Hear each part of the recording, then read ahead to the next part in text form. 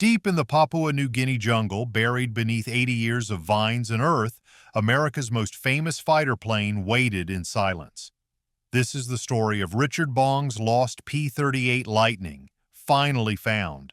Major Richard Bong was America's deadliest fighter ace. 40 confirmed kills. Medal of Honor. A national hero who put his sweetheart's picture on his plane's nose instead of a pin-up girl. He named it Marge, and it became the most photographed lightning in the Pacific. But on March 24, 1944, another pilot took Marge up on a routine mission. The plane never came back. It vanished into the jungle, taking a piece of history with it. For 8 decades, Bong's 99-year-old sister waited for news. Searchers combed maps and memories. The jungle kept it secret. Now that Marge has been found, one question remains. What really happened in those final moments? And why did the plane that carried America's hopes disappear without a trace? Before we dive in, hit subscribe to keep these untold stories alive, the ones history tried to forget. And drop a comment letting me know where you're watching from. Always great to see how far truth travels. May 2024. The jungle air hung thick and heavy in Madong Province, Papua New Guinea, where expedition leader Justin Talon walked through a remote village deep in the highlands. He had been searching crash sites for years, documenting the scattered remains of World War II across the Pacific Islands. This was his life's work, finding the lost, recording the forgotten, bringing closure to families who had waited decades for answers. But on this particular afternoon, something caught his eye that stopped him mid-step. Outside a small tribal home, weathered by sun and rain, sat an ordinary-looking bench. Except it wasn't ordinary at all. Talon approached slowly.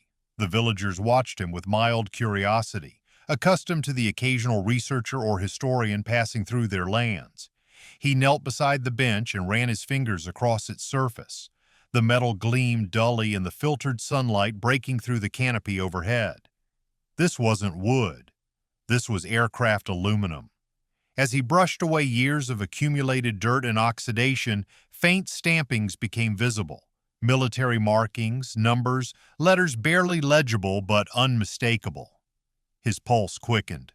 The villagers gathered around him, and through a local guide, they explained what he already suspected. The bench came from the old plane, they said. The one that fell from the sky when their grandfathers were young, back when the war raged overhead and silver birds fought and died in the tropical skies. This wasn't just any wreckage. For 8 decades, one of World War II's most famous aircraft had been lost to the jungle, a P-38 Lightning named Marge, flown by America's deadliest fighter ace, Major Richard Bong, the man who shot down 40 Japanese aircraft and became a legend before his 24th birthday. The pilot who broke every rule of all military PR by putting a picture of his sweetheart on his plane's nose instead of the usual pin-up girls that adorned most fighters.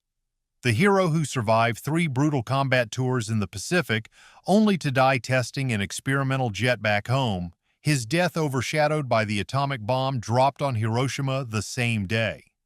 Bong's story was known to every military historian, every aviation enthusiast, every veteran who remembered the war. But his plane, the real Marge, had vanished without a trace in March 1944, and no one had been able to find it since. In Superior, Wisconsin, 99-year-old Jerry Fechtelkotter had waited her entire adult life for news of this plane. She was Richard Bong's sister, one of the last living connections to the farm boy from Poplar who became America's ace of aces. She remembered her brother showing her Marge's photograph before he shipped out to the Pacific, the pride in his eyes when he talked about naming his fighter after the girl he loved. She remembered the letters he sent home, describing missions and narrow escapes, always mentioning his plane like it was a living thing, a partner that kept him alive through impossible odds. And she remembered the day they told her family that Marge was gone, that another pilot had been flying it when it went down, that her brother's most famous aircraft was now just another ghost in the jungle. For 80 years, she held out hope that someone someday would bring Marge home. Now, after decades of waiting, someone finally might. But finding an aircraft in New Guinea's unforgiving jungle was no simple task. Talon knew this better than most. Thousands of planes went down in the Pacific Theater during the war: fighters, bombers, transports, reconnaissance aircraft. Most were swallowed whole by the earth, consumed by vegetation so dense it could hide a B-17 fuselage within weeks of a crash. The jungle didn't just cover wreckage, it digested it, broke it down, pulled it into the soil until nothing remained but scattered fragments and fading memories. Rain eroded crash sites. Locals salvaged metal for tools and building materials. Time and nature conspired to erase evidence. And this particular lightning didn't crash with Bong at the controls, which made the story more complex, more human, and infinitely more difficult to track. The official records were sparse. The witnesses were gone. The jungle had kept it secret for 8 decades. Talon stood up from the bench and looked out at the dense green wall surrounding the village. Somewhere out there, deeper in the ravines and undergrowth, the rest of Marge was waiting. He had studied the reports, analyzed the flight paths, interviewed descendants of villagers who claimed to remember the crash. He had narrowed the search area as much as possible, but the jungle was vast and unforgiving. Still, that bench was proof. Proof that Marge hadn't been completely lost. Proof that pieces of her had survived, transformed into furniture, woven into the daily lives of people who had no idea they were sitting on American history. If the villagers had found enough aluminum to build a bench, then more wreckage was out there. The main crash site existed. It could be found. The question was how much of the plane remained and whether enough survived to positively identify it as Bong's Marge after all these years. That answer lay somewhere in the jungle, buried beneath decades of mud and vines, waiting for someone persistent enough to uncover the truth. Richard Ira Bong was born in Poplar, Wisconsin in September 1920, the son of Swedish immigrants who worked a small farm in the northern reaches of the state. He grew up quiet, determined, unremarkable in most ways except for one thing: he loved to fly. As a boy, he built model airplanes and dreamed of soaring above the fields and forests that defined his childhood. When war broke out in Europe, Bong was already learning to fly at a civilian training program, and by the time America entered the conflict in December 1941, he had enlisted in the Army Air Corps. His instructors noted his natural skill, his steady hands, his ability to stay calm under pressure. By 1942, he was in the Pacific Theater, assigned to the 5th Air Force, flying the P-38 Lightning, a twin-engine, twin-boom fighter that was fast, heavily armed, and distinctively lethal. The Lightning was not an easy plane to master. It was complex, temperamental, prone to mechanical issues in the harsh tropical climate. But in the right hands, it was devastating. And Richard Bong had the right hands. By 1944, Bong was no longer just another pilot. He was a legend. His score climbed steadily: 10 kills, then 20, then 30. Japanese fighters fell before his guns with methodical efficiency. He didn't showboat. He didn't seek glory. He studied his targets, positioned himself perfectly, and fired with precision. His wingmen trusted him completely. His commanders knew he was something special. The press began to notice. Here was a farm boy from Wisconsin, soft-spoken and humble, who was systematically becoming America's deadliest fighter ace. By the end of 1943, he had surpassed every other American pilot in the Pacific. His P-38 Lightning was his weapon, his partner, his lifeline through hundreds of hours of combat. The twin-boom design gave him stability. The concentrated nose armament gave him firepower. The speed gave him options. And Bong used every advantage the Lightning offered, turning it into an extension of his own instincts. But there was another side to Richard Bong, one that made him different from most fighter pilots. While on leave in 1943, he met a young woman named Marjorie Vattendahl in Superior, Wisconsin. She was beautiful, intelligent, grounded, the kind of girl who didn't chase after pilots or fall for uniforms. Bong was instantly captivated. They began writing letters, hundreds of them, crossing the Pacific in both directions. He carried her graduation photo in his flight suit tucked close to his heart. She represented everything he was fighting for: home, normalcy, a future beyond the war. When he was assigned a new P-38 Lightning in February 1944, serial number 42-13993, he did something that stunned his fellow pilots and delighted the press. He named the plane after her. Not a nickname, not a stage name, just Marge. And instead of painting a pin-up girl on the nose like most fighters carried, he had a photographic enlargement of her graduation picture carefully adhered to the fuselage. No cartoon, no exaggeration, just Marjorie Vatndal exactly as she was, beautiful, modest, faithful. The press loved it. Here was America's ace, devoted to his girl back home, fighting not for glory but for love. Marge was distinctive even among a fleet of P-38s. Bong had the wingtips painted red. The tail tips were red. The propeller spinners gleamed red in the tropical sun. A scoreboard of Japanese flags grew with each confirmed kill, painted carefully on the fuselage beneath the cockpit. Bong scored 3 confirmed victories flying this particular aircraft, bringing his total ever higher. The plane became the most photographed P-38 in the Pacific Theater. Newspapers ran stories about the ace and his sweetheart. Soldiers wrote home about seeing Marge on the flight line at Nadzab Airfield, her red markings unmistakable. Her nose art a reminder that even in the brutality of war, some men still believed in something pure. Bong didn't talk much about it. When reporters asked, he deflected, saying he just did his job and wanted to get home. But everyone knew. The plane wasn't just a machine, it was a promise. By April 1944, Bong had passed Eddie Rickenbacker's World War I record of 26 kills. By summer, he reached 40. General Douglas MacArthur himself pinned the Medal of Honor on Bong's chest in a ceremony that made headlines across America. The citation praised his extraordinary heroism, his tactical brilliance, his courage under fire. But MacArthur had another motive. He feared what losing America's ace would do to morale. Bong had already survived more combat than any pilot should.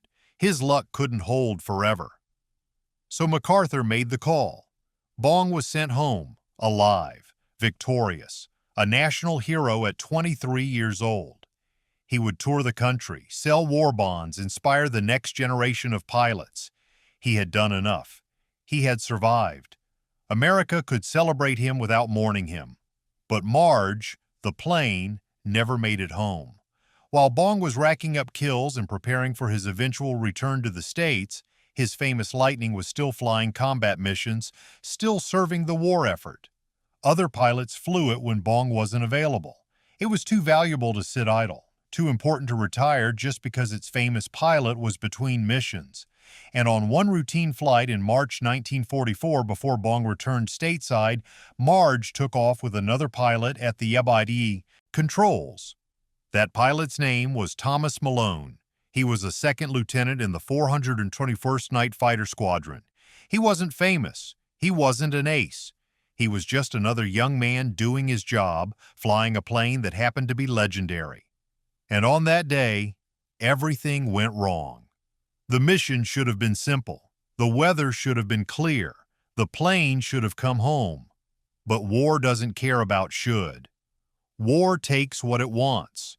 And on March 24th, 1944, war took Marge from the sky and gave her to the jungle, where she would remain hidden for the next 80 years. Second Lieutenant Thomas Malone was not a household name. He wasn't featured in newspapers or celebrated in press conferences. His photograph didn't appear on recruiting posters. He was simply one of thousands of Army Air Force pilots stationed in the Southwest Pacific, doing the unglamorous, necessary work that kept the war machine running.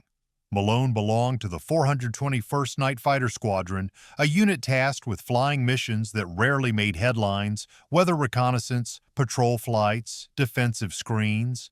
These were the pilots who filled the gaps, who flew when aces were grounded, who kept aircraft operational even when mechanical issues threatened to sideline entire squadrons. On March 24, 1944, Malone received orders for a routine weather reconnaissance mission over New Guinea. His assigned aircraft was P-38 Lightning serial number 42103993. Marge, Richard Bong's famous fighter. The ace wasn't flying that day. He was between missions, resting, preparing for the next combat sortie. Someone else had to take her up. That someone was Thomas Malone. The mission briefing was straightforward. Malone and another P-38 pilot would take off from Nadzab Airfield, fly north toward Wewak on the northern coast, check weather conditions over the Japanese-held territory, and return with a report. These flights were essential for planning larger operations. Commanders needed to know cloud cover, visibility, wind patterns. Pilots like Malone provided that information, often flying into uncertain conditions with minimal fighter escort. It was dangerous work, but it was expected work. Malone had flown dozens of similar missions. He climbed into Marge's cockpit, went through his pre-flight checks, and fired up the twin Allison engines. The propellers spun, red spinners blurring in the morning light. The Lightning taxied to the runway, gathered speed, and lifted off. Beside him, the second P-38 climbed into formation. They banked north, heading toward the mountains and jungle that separated Allied airfields from Japanese positions. The flight was uneventful at first. Clear skies, steady engines, normal radio chatter. Malone settled into the rhythm of the mission, monitoring instruments, scanning the horizon, keeping formation. This was supposed to be simple, routine, nothing to worry about. But at altitude, over dense overcast skies, the mission began to unravel. One of Marge's twin engines started to sputter. The smooth hum of the Allison turned rough, uneven. Malone's eyes snapped to the instrument panel. Oil pressure dropping, temperature rising. He tried to feather the propeller to adjust the blade angle and reduce drag, but the mechanism wouldn't respond. The engine was dying and he couldn't control it. Then the electrical system failed. Completely. Without warning. The instruments went dark. The radio went silent. Marge shuddered violently as the dead engine created asymmetric thrust, pulling the plane sideways. Malone fought the controls, trying to compensate with rudder and aileron, but the Lightning was losing stability. The aircraft began to roll, then it began to spin. An uncontrollable, spiraling dive that no amount of stick pressure could arrest. The jungle below rushed up toward him. The altimeter spun wildly. He had seconds to decide. Stay with the plane and try to recover, or bail out and trust the parachute. Malone chose life. At 11,000 feet, with Marge screaming toward Earth in a violent spin, Thomas Malone pulled the canopy release, unbuckled his harness, and threw himself into the open sky. The slipstream hit him like a wall, tumbling him through space. Then the parachute deployed, white silk blossoming above him, jerking him upright. He floated down through layers of cloud, through the humid tropical air, watching the jungle canopy rise beneath his boots. Below him, Marge continued her death spiral. Empty. Unguided. The P-38 plunged through the overcast, its twin booms cutting through the air, its red-painted wingtips still visible in the gray light. There was no fire, no explosion, just the physics of descent, gravity pulling 10,000 pounds of aluminum and steel toward the Earth. The Lightning hit the jungle floor in a remote ravine, far from roads, far from villages, far from any place humans regularly traveled. The impact crumpled the fuselage, sheared off sections of wing, drove the engines deep into the soft ground. Vines and soil absorbed the wreckage. The jungle closed over it like water over a stone. Within hours, the crash site was invisible from the air. Within days, vegetation began reclaiming the metal. Marge had been swallowed whole. Thomas Malone landed in the jungle canopy, tangled in parachute lines, bruised but alive. He managed to cut himself free, climb down to the forest floor, and orient himself. Over the next several hours, he made his way through the dense undergrowth, following the sun, trying to find friendly territory. Eventually, he encountered Allied forces or local guides who helped him return to base. He survived. He filed a report detailing the mechanical failure, the electrical malfunction, the uncontrollable spin. He described the location as best he could, noting landmarks and estimated distances. The crash was logged in official records. P-38 Lightning serial number 42I123993, flown by 2nd Lieutenant Thomas Malone, lost during weather. Reconnaissance mission, March 24, 1944. Pilot recovered. Aircraft total loss. The paperwork was filed. The mission was marked complete, and Marge was listed as gone. When Richard Bong learned that his famous plane had been lost, he was reportedly upset. Marge had been more than just an aircraft to him. It carried his sweetheart's name, her photograph, his victories. It was a symbol of everything he fought for. But Bong was a professional. He moved on. He flew other P-38s. He even nicknamed another Lightning Marge in honor of the original. He continued to rack up kills, continued to build his legend. But his most famous plane, the one that appeared in newspapers and newsreels, the one with Marjorie Vattendahl's face painted on the nose, was gone. For 80 years, Marge remained hidden in that remote ravine, buried beneath layers of earth and vegetation, untouched by human hands except for the occasional villager who stumbled upon fragments and carried them away. The jungle kept its secret. The war moved on. The pilots who knew the crash site died or forgot. The maps were lost or misfiled, and Marge became a ghost, a legend within a legend, a mystery that aviation historians and researchers would chase for decades without success. Until May 2024, when Justin Talon found that bench in a Highland village and realized that the impossible might finally be possible. The Richard the Bong Veterans Historical Center in Superior, Wisconsin, had long been home to a replica of Marge.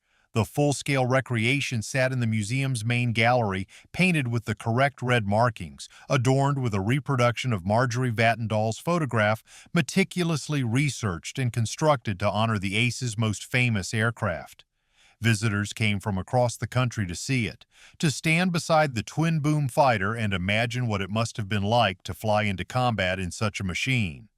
But curator Brianna Fiant knew the difference between a replica and the real thing. She had spent years studying Richard Bong's life, his missions, his aircraft. She knew the stories, she knew the families, and she knew that somewhere in the jungles of Papua New Guinea, the actual Marge was still out there, waiting. Finding it had become more than a professional goal. It had become a mission. In 2023, Fiant reached out to Justin Talon, founder of Pacific Rex, a nonprofit organization dedicated to locating, documenting, and preserving World War II crash sites across the Pacific Theater. If anyone could find Marge, it was Talon. He had spent decades in the field, trekking through jungles, interviewing villagers, cross-referencing military records with oral histories. His database contained thousands of crash sites, some verified, others still being investigated. When Fiant contacted him about Marge, he already had a file on the aircraft. He had been researching its loss for years. Talon pulled together everything he could find. Thomas Malone's crash. Report from March 1944. Weather data from that day. Maps of the region around Wewak and Nadzab. Aerial reconnaissance photographs taken in the months following the crash. He compared the official coordinates with known landmarks, accounting for 80 years of terrain changes, deforestation, and human settlement. The crash site was believed to be somewhere on old plantation grounds in Madang Province, in a remote area that few people visited and even fewer people documented. But Talon had learned over the years that locals always remembered. Villagers passed down stories of planes falling from the sky during the war. Children who had seen the crashes became grandparents who told their descendants about the silver birds that fought overhead. Those memories, combined with physical evidence like salvaged metal, often led searchers to wrecks that official records had given up as lost forever. Talon believed that if he could find the right village, the right guides, the right oral history, he could locate Marge. In early 2024, he finalized plans for an expedition. Fiant secured funding. The team prepared for departure. On May 1, 2024, Justin Talon and his crew flew to Papua New Guinea to begin the search. The expedition was not a simple matter of walking into the jungle and finding wreckage. Papua New Guinea's terrain is among the most challenging on Earth. Dense rainforest, steep ravines, rivers that flood without warning, insects that swarm relentlessly, heat and humidity that sap energy within hours. No roads led to the suspected crash site. The team would have to rely on local guides, men who knew the land, who could navigate trails invisible to outsiders, who remembered stories their grandfathers told about the war. Talon hired several guides from nearby villages, explaining what they were looking for. A twin-engine fighter, American markings, possibly buried or overgrown. The guides listened carefully. Some remembered hearing about such a plane. Others knew of wreckage deeper in the jungle, places where their families had scavenged metal decades ago. The search began with cautious optimism.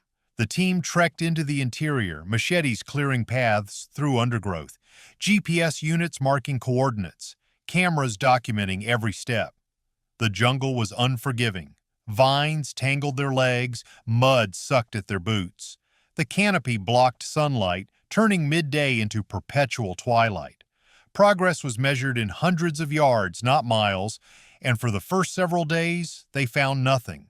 Then the guides led them to a wreck.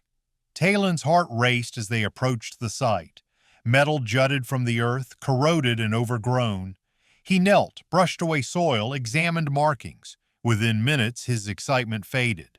This was a Japanese fighter, not an American P-38. The wreckage was significant, worth documenting, but it wasn't what they came for. The team pressed on. The guides mentioned other crash sites, other stories. There was wreckage to the north, they said, deeper in the jungle, farther from the villages. The team adjusted their route and continued the search. Days passed. The physical toll mounted. Sweat-soaked clothing never dried. Blisters formed and burst. Doubt crept in. 80 years was a long time. The jungle could hide anything. Maybe Marge had been completely salvaged. Maybe the crash site had been washed away by decades of monsoons. Maybe they were looking in the wrong place entirely. But Talon had learned to trust the process. Searching for lost aircraft required patience, persistence, and faith in the evidence. The guides believed there was more wreckage ahead. The reports suggested this area. The oral histories lined up. They had to keep going. On May 15, 2024, 2 weeks into the expedition, the team descended into a remote ravine.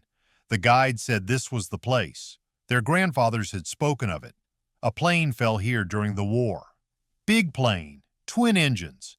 The team spread out, scanning the jungle floor, looking for anything unnatural. Straight lines, metal fragments, disturbed earth. Then one of the team members shouted. Talon rushed over.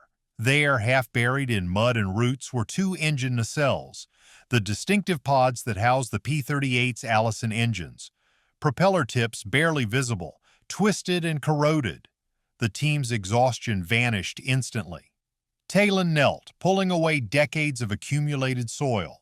Red paint. Faded, oxidized, but unmistakable. The same red that had adorned Marge's wingtips and propeller spinners. His hands trembled as he cleared more debris. The others joined him, carefully excavating around the wreckage. A section of wing emerged. More red paint, stenciled markings, U.S. Army Air Force insignia. And then, partially obscured by mud but perfectly legible, 3 numbers stenciled on the aluminum, 993. The last 3 digits of serial number 4213993. The proof was absolute, incontrovertible. After 80 years, Marge had been found. The team stood in silence for a moment, absorbing the magnitude of what they had discovered. This wasn't just wreckage, this was history. This was the plane that had carried Richard Bong's heart into battle, that had been photographed more than any other fighter in the Pacific, that had disappeared into legend. And now it was real again. Tangible. Confirmed. Talon documented everything, photographing the serial number, the red paint, the engine nacelles. Later, they returned to the village where they had seen the aluminum bench. The villagers confirmed what Talon now understood. The bench had come from this site. Decades ago, their ancestors had found the wreckage and carried pieces back, repurposing the metal into tools and furniture. Marge had been with them all along, woven into their daily lives, transformed but never truly lost. The jungle had held her gently, and the people had honored her in their own way. Now the world would know. The search was over.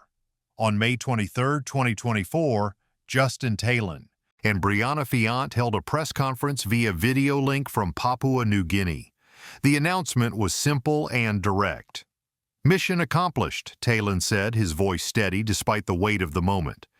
"We have positively identified the wreckage of P-38 Lightning serial number 42 Co3993. Marge has been found." The news spread quickly. Veterans organizations shared the story. Aviation historians posted updates on forums and social media. News outlets picked up the announcement, running segments about the ace, the plane, and the 80-year search. Within hours, the story reached Superior, Wisconsin, where the Bong family had waited generations for this moment. At the Veterans Historical Center, staff members gathered to watch the announcement, emotions running high. This was more than a historical discovery. This was closure for a family that had never stopped hoping. And sitting quietly among them, tears streaming down her weathered face, was 99-year-old Jerry Fechtelkotter, Richard Bong's sister, one of the last living people who remembered the ace before he became a legend. Jerry had been 7 years old when her brother left for the Pacific. She remembered him as the quiet farm boy who loved to build model airplanes in the barn, who talked about flying with a passion that lit up his usually reserved demeanor. She remembered the day he came home on leave, already a decorated pilot, already on his way to becoming America's ace of aces. He had shown her Marjorie's photograph, the one he carried everywhere, the one that would eventually be painted on Marge's nose. She remembered the pride in his eyes when he talked about his plane, the way he spoke about it like a trusted friend.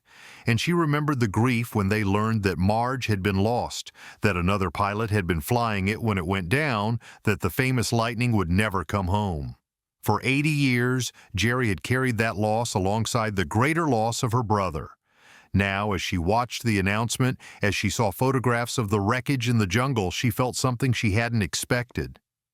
Peace. "It's amazing," she said quietly to the reporters who asked for her reaction. "Incredible." Her voice trembled with emotion. "I wish they could bring a piece of it home to the family. Just something we could touch.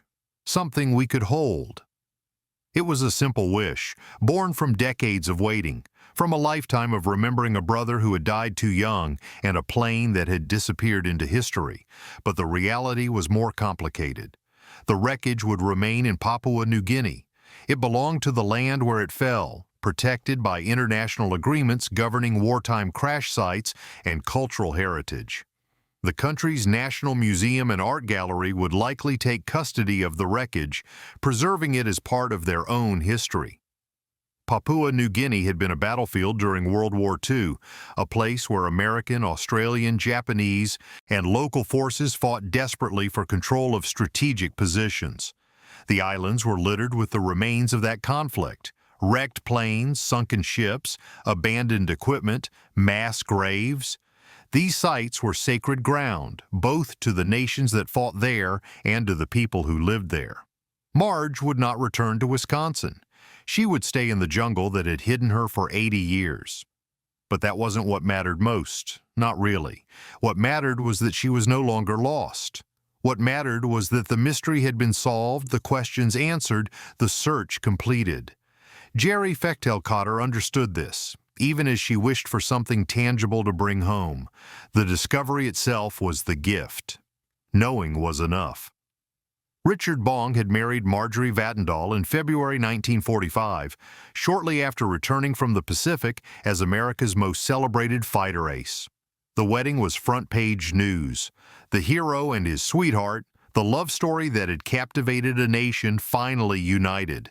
Bong had survived 3 brutal combat tours. He had shot down 40 Japanese aircraft. He had been awarded the Medal of Honor, the Distinguished Service Cross, 2 Silver Stars, 7 Distinguished Flying Crosses. He had beaten the odds. He had made it home. The future seemed bright. But on August 6, 1945, while test flying a P-80 Shooting Star jet at Lockheed Air Terminal in Burbank, California, the engine failed on takeoff. The experimental jet rolled, stalled, and crashed. Richard Bong died instantly. He was 24 years old. It was the same day America dropped the atomic bomb on Hiroshima, and the news of the bombing overshadowed the death of the ace. His funeral made headlines, but the world's attention was focused on the war's sudden, devastating end.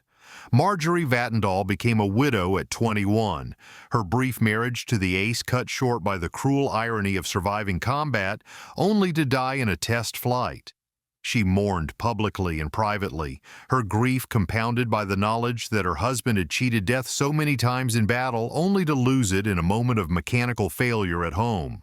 Marjorie eventually moved to Los Angeles, where she built a new life far from the small-town memories of Wisconsin. She became a model and later a magazine publisher, carving out her own career and identity separate from her famous late husband.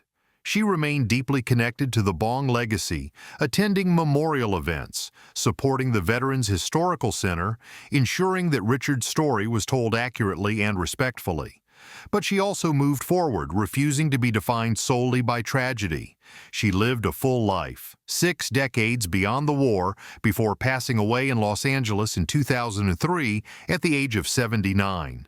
The love story that had captivated America in 1944 had ended long ago, but its memory endured. A bridge spanning the waters between Superior and Duluth bears Richard Bong's name, a daily reminder of the ace's legacy. The Richard Bong State Recreation Area in Wisconsin honors his memory with preserved land and trails. The Veterans Historical Center stands as a permanent testament to his service and sacrifice. And now, Marge, the lightning that carried his heart into battle, has been found, her story complete at last. Deep in the Papua New Guinea jungle, propeller tips rest in the soil where they have rested for 80 years. Red paint, faded but still visible beneath layers of oxidation and earth. The scoreboard of Japanese flags is gone, dissolved by time and weather. Marjorie Vatndal's portrait, carefully painted on the nose, has been claimed by the jungle, returned to the earth from which aluminum was once extracted. But the plane remains, silent, honored, remembered. The twin-boom structure that made the P-38 so distinctive lies partially buried, slowly being consumed by the relentless growth of tropical vegetation.